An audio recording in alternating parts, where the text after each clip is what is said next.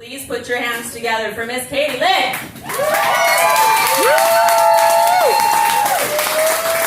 Hi, Kona. Hi, MyBar. So good to be here. I traveled from the deepest jungles in the thickest of bush, so I've made it, and I've come dressed as my alter ego. She's a glorious tree nymph goddess named Beverly. She's a tease. She loves trimming hedges and chopping down morning wood. God, you guys, can we talk about the shitstorm? Yeah. It's been a fucking year, right? I'm just so glad to be somewhere, right? And to feel something again. Oh man, I don't know who it's been like the worst for this year. Germaphobes, gangbangers, my Aunt Karen. Do you guys think like Karens are trying to be better humans all around? That's gotta be hard. It's gotta be tough to be a black Karen right now. It's gotta be confusing. I'm sure there's at least one. But I'm sure there's a lot of Karens here in Kona, right? They're all from the Midwest. They all make a mean fish taco. And sometimes they like to spice it up and make a sassy ahi nacho.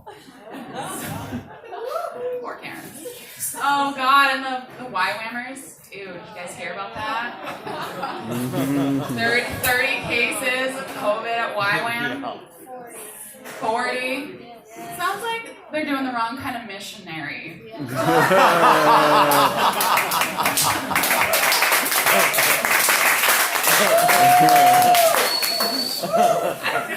That was a big applause. Is that for the Lord's work, or? So, as a child of the Christian schools, I know what's up. You know, they're inexperienced. They don't know which holes to cover right now.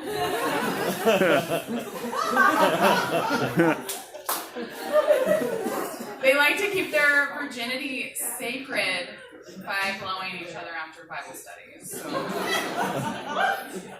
Okay, I know you're taught that Matthew, Mark, Luke, and John are supposed to come out of your mouth, right? Not in your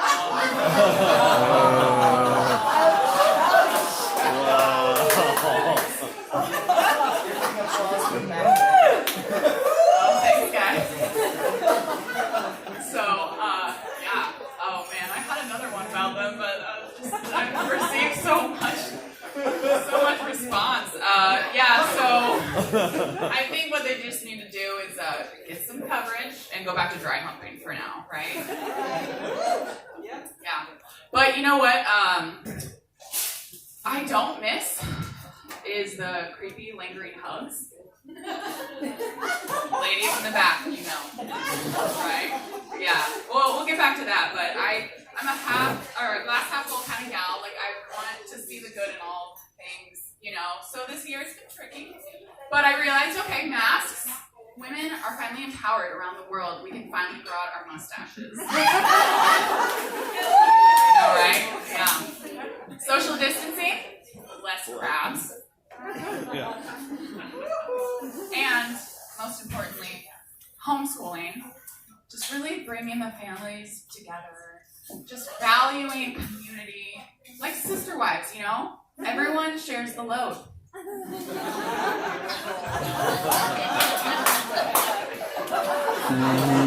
I know. So naughty. Sorry.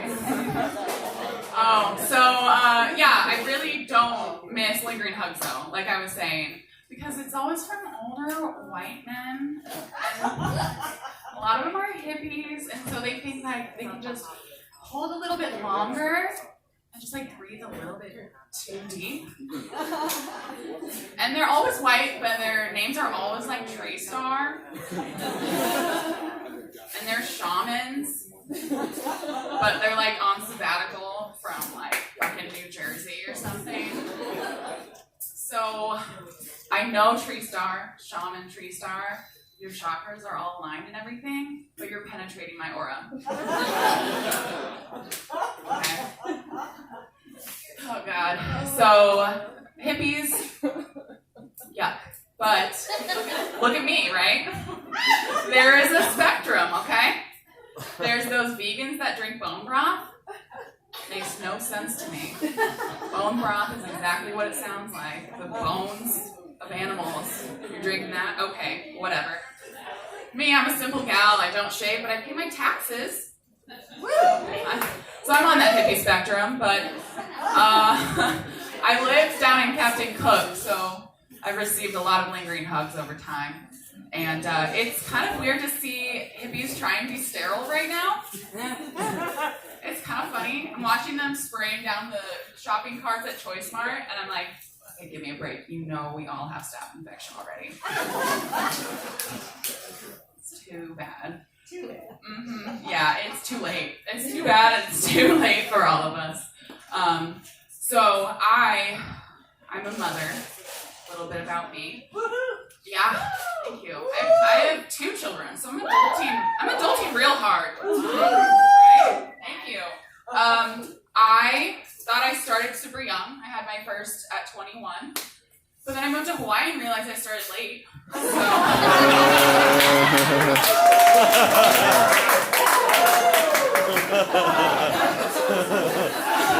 I've been received well on the Ina. So having 2 kids, it's fun. It's fun starting young enough because I'll wear my crop top and have my kids in the other hand, and I feel like a classy teen mom. It's super fun. But I actually had 2 natural births thus far. Yeah, ouch is right. And the last one was a water birth at home. Yeah, right before COVID happened. So she's 9 months as of yesterday. So cute, so chunky. Thank you. She's so great. And the reason I thought a water birth would be a good idea is obviously I'm on the hippie spectrum. So 1. 2, they make you lay down in the hospital. Like, have you ever had a successful shit laying down? Like, it's science. Come on, we gotta get that grounding.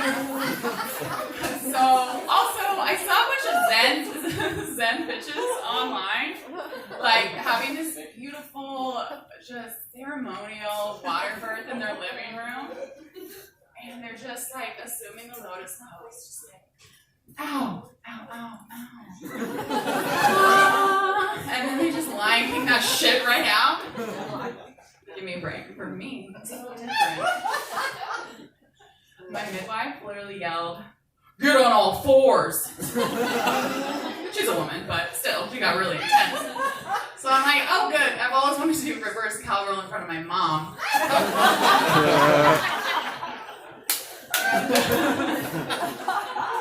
It was just really annoying because they all seemed like they were almost enjoying the birth. Like the final moment came, and when I watched all these women, it was almost like they talk about it being euphoric, right? And almost orgasmic. Just like a beautiful experience. Your third eye opens, so they say. The only eye that opened for me was my brown eye.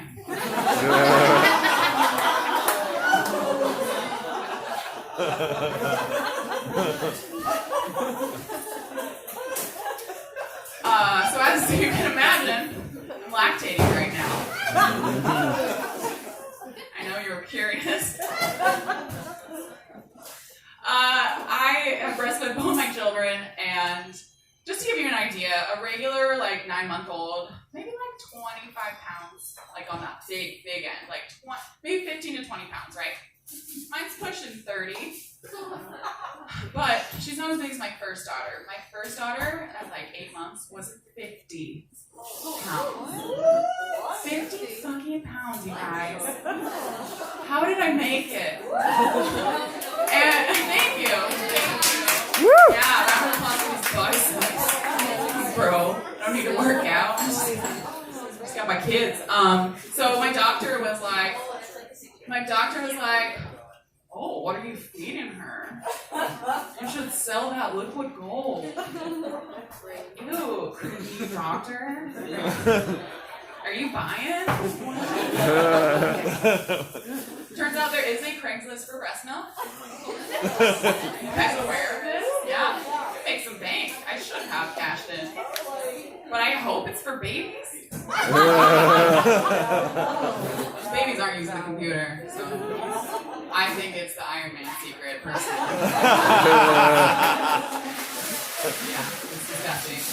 What my boyfriend, though, is really hoping is that, if I come across a baby piglet, for example, and it's orphaned, and its mom is far away, and I'll never see its mom, and there's no other way for it to survive, I will breastfeed that thing. I've got a lot of love to give, I'm hormonal, I've got 2 tits, there's enough to go around. So, as you can imagine, I was a weird child. Like the kind that had no human friends. Horse girl, if you guys are familiar. Okay. I got some fans in the back. Yeah, the kids, especially the girls, that would, gallop across the play yard, and when it came time to ask them a question in class, all they could respond was like, yeah, Brittany Fisher, she was the other horse girl. That's all she did. I knew I was gonna make it because she was just in too deep. Like, we had different wolf shirts, but hers had 2 wolves, and so mine only had 1. It was gonna be okay. But as you can imagine, dating was tricky for me. Because you want to go somewhere that you find someone with common interests, right? Like if you're a scholar, maybe you go to the library or college. You go to church if you're into that Christ thing, The problem for me, I was really into reptiles. So I go to the reptile store, and there are plenty of eligible bachelors. They all just have a mullet and like a video game collection, action figures, and their car dashboard. Didn't work out so well for me. But then I met my man at Humpy's, where dreams sometimes come true. Right? We are the cliche of Kona. So, first time he invited me back to his place, he showed me his iguana. And I don't mean his dick. I knew it was love. I was like, what's his name? And he was like, Onyx. Like the big black stone. Yeah, can I touch it? And he said, just be gentle. He's shedding. I know, it's disgusting. It's true, iguanas do shed.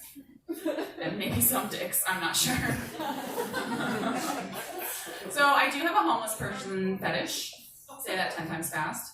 Homeless person fetish. Yeah, so that's real. I didn't know that was a thing. I know I'm losing you guys because it's getting gross. It's getting grosser. But it's the look that says, ladies, I know there's some ladies in here, the look that says, like, I may have showered this week, but no promises, right? And, yeah, I found this out when I saw a picture of my man back when he was living on his car. And there was that full-on tickly mustache and hobo beard that just made me want to wet his whistle, if you know what I mean. Sit on his face. They gave the Flavor Saver way too much hype. How about like the hobo patchwork quilt of pleasure? Like, I don't know, it's just my thing. But it is hard to feed the homeless when you're vegan. Let me give you some examples. So I was in my car, and there's a man right outside my window at the stoplight, and I was like, oh fuck, I don't have any cash, but I do have these mandarin oranges. This was in Northern California. Side note, mandarin oranges are really cool there. I don't know. And I was like, here, sorry man, I don't have much to give, but here's a couple oranges. And he took them gingerly and just like, thank you.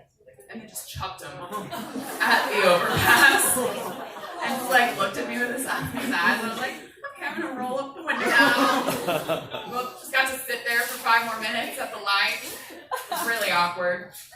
And God, it was crazy. And second time, I was walking up to a store, and this lady was like, oh, do you have anything to give?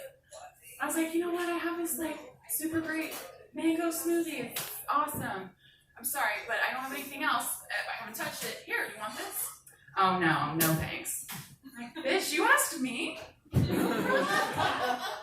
came with me for this. I guess I should have known she wasn't hungry, though. Like, she had enough energy to ring that Salvation Army bell. So So Thanksgiving's coming apparently. I don't know if we're gonna celebrate or what, but I thought a couple years ago it'd be a good idea to teach my daughter like the value of giving. So we baked banana bread and took it down to a Lee Drive, and just thought we were doing the Lord's work, you know, passing out banana bread to the homeless, and got home. We decided to treat ourselves to a couple pieces, and immediately got the shits. So we thought we were giving, but what we really gave was a homeless Kona group of people. It's good old-fashioned colon cleanse. But my daughter did learn the value of giving because she gave me the toilet and I made her shit in the trash can. So terrible. Okay, how's dating right now in Kona, everybody? Oh, sorry, and women and everybody. All I can say, I have one piece of advice, just since I'm, you know, just so experienced in all my years. Just don't date all that young stuff. Don't date too much younger than you, okay? Because it is just like fostering puppies. They smell good. You want to play with them, but you know you don't want to potty train that shit. Right? You know you're just going to take it back to the shelter. So what you gotta do is just get yourself an old rescue bitch. Because she knows how to lick her own asshole. Alright, you guys have been awesome. Thank you.